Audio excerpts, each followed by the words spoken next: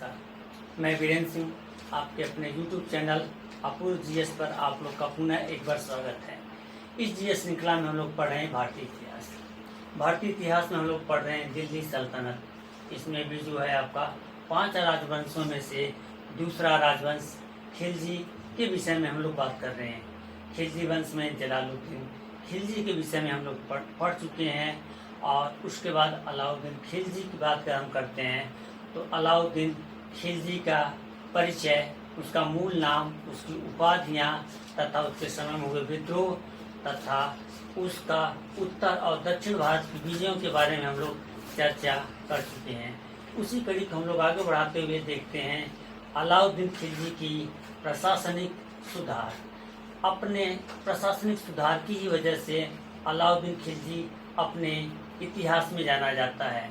और जो लोग इस वीडियो को पहली बार देख रहे हैं वह चैनल को अवश्य सब्सक्राइब कर लें तथा वीडियो को पूर्ण रूप से अवश्य देखें। तो आइए हम लोग देखते हैं अलाउद्दीन खिलजी का प्रशासनिक सुधार।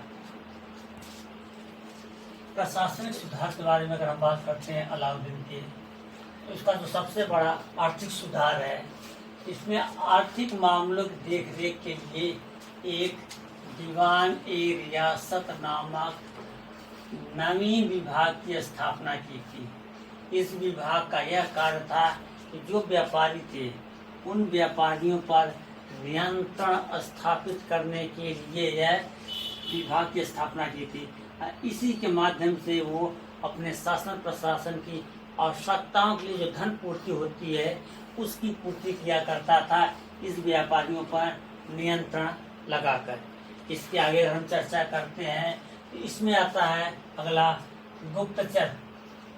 इसकी जो गुप्तचर पद्धति थी इसको इसने पूर्णतः संगठित किया था।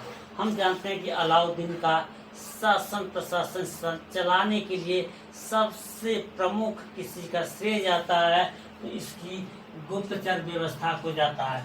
इस गुप्तचर व्यवस्था के माध्यम से ही इसने शासन प्रशासन को अच्छी तरह से चलाया था।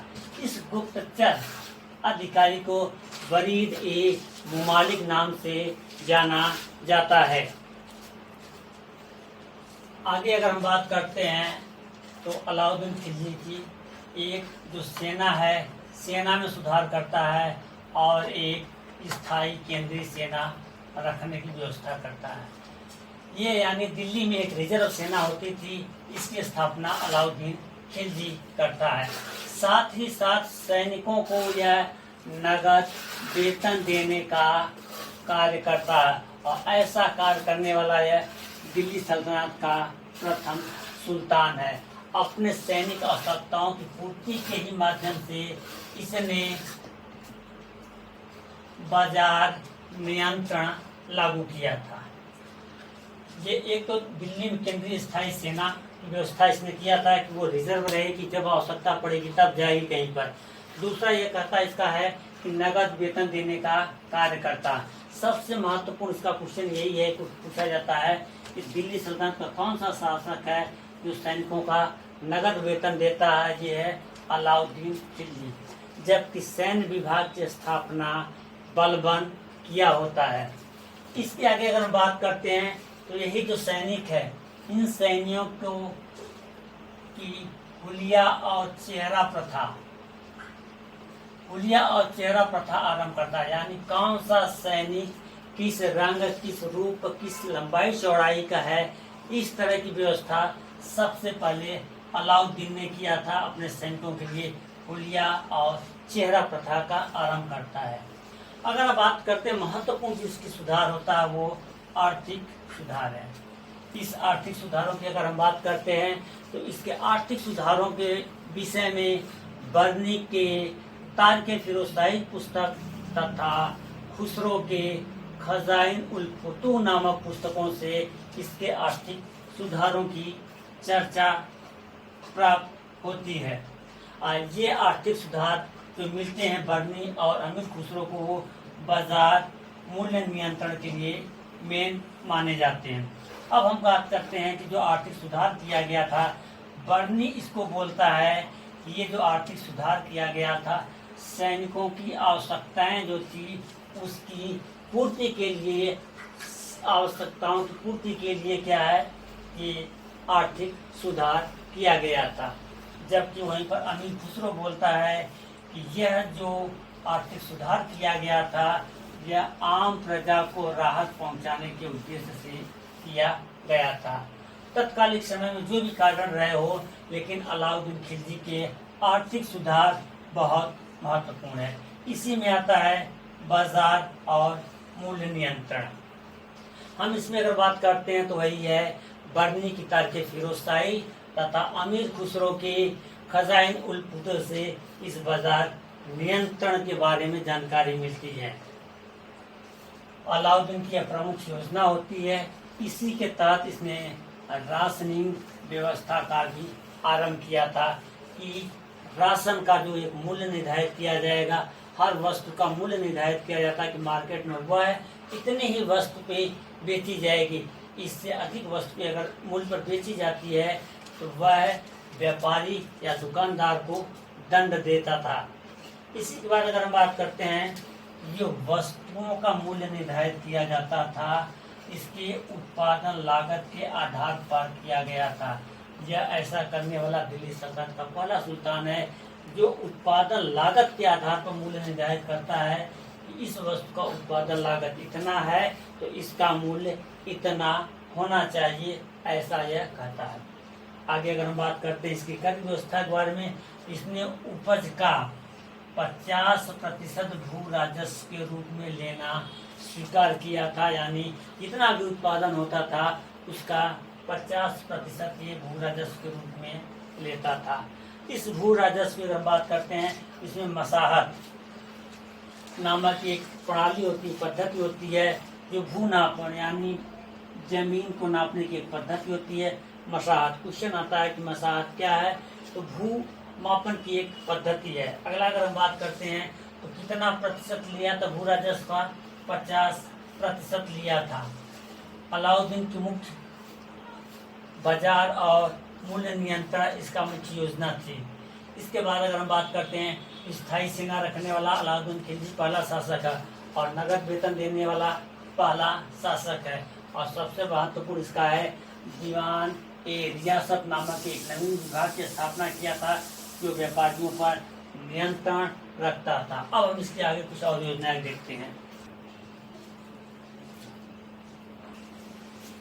अलाउद्दीन के अन्य करों के बारे में अगर हम बात करते हैं तो अलाउद्दीन ने आवास पर घड़ी कर तथा दुधारू पशुओं पर चरी कर लगाया था। आवास यानी घर, इसीलिए इसने घड़ी कर लगाया था। दुधारू पशुओं पर चरी कर या चराई कर लगाया था। यह ऐसा करने वाला दिल्ली सल्तनत का पहला शासक है। अगर इसके बाद हम बात करते हैं खुम्स, जो लूटा हुआ धन होता था। खुम्स का इसने 4/5 भाग राज्य के राजस्व के रूप में लिया, जबकि इससे पहले यह होता था कि यह भाग सैनिकों में बांटा जाता था। यानी ये 80% भाग सैनिकों में पहले बांटा जाता था। और ये अलाउद्दीन खिलजी जब आता है तब यह कह लेता है कि 80% भाग राज्य के रूप में लेना स्वीकार करता है। जो भी आक्रमण करने के बाद धन लूटा जाता था उसका 80% भाग सैनिकों को बांट जाता था। ये ऐसा करने वाला इसलिए करता है क्योंकि ये सैनिकों को स्थायी वेतन देना स्वीकार कर दिया था। यानी परमानेंट सैनिकों को वेतन देता था, इसलिए उस वेतन की पूर्ति के लिए ये लूटे हुए धन का 80% भाग राजकोष में जमा करवाता है। आगे अगर हम बात करते हैं तो अलाउद्दीन ने ही दीवान ए मुस्तखराज यानी बकाया भू राजस्व की जो वसूली होती थी, इसको करने के लिए एक विभाग की स्थापना किया था।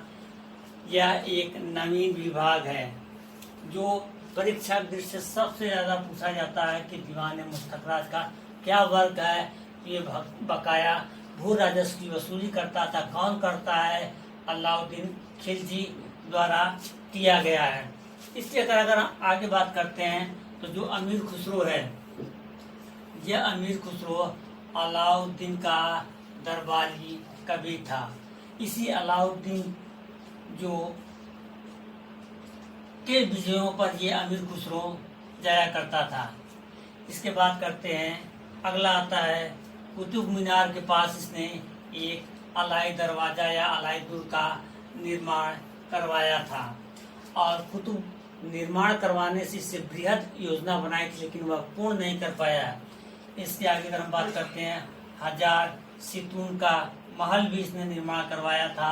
आगे जो सीरी दुर्ग है इसका भी निर्माण करवाया था मंगोलों से सुरक्षा करने के लिए, और यह अपनी राजधानी भी सीरी को बनाता है।